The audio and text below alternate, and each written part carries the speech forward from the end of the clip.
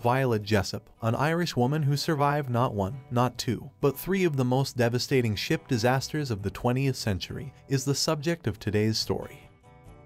The ever-lucky Violet survived the RMS Olympic's crash and near sink in 1911, the Britannic's sinking in 1916, and I almost forgot to mention the RMS Titanic's sinking in 1912. At the age of 23, Violet Jessop made the decision to follow in her mother's footsteps and become a stewardess for the renowned White Star Line. In 1910, Violet Jessop got a job working on the RMS Olympic. Prior to the Olympic's collision with the British warship HMS Hawke, everything appeared to be going smoothly, even though neither ship capsized and both were able to return to port. The harrowing experience would have deterred anyone from ever working aboard a large ship again. Wrong. Violet Jessop requested to be hired as a stewardess when the RMS Titanic needed one. She was probably under the impression that she wouldn't have to worry about another crash. On April 14, 1912, the Titanic collided with an iceberg and sank into the frigid Atlantic Ocean.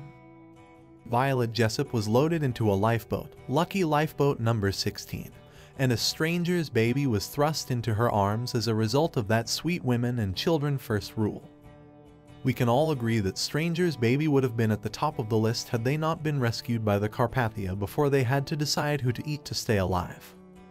Violet Jessop took a job on board the HMHS Britannic after surviving near sinking and full sinking of two ships. And if one of her friends didn't say, "I've got a sinking feeling about this," when Jessop told them the news, then they weren't even close friends to begin with. During World War I, the White Star liner HMHS Britannic was transformed into a hospital ship.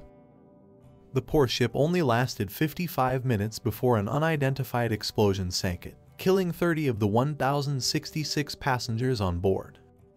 Evidently, Violet Jessop remained alive. She had just turned 29. After a turbulent first 6 years, Violet Jessop worked on large ships for 34 more years before retiring at the age of 63.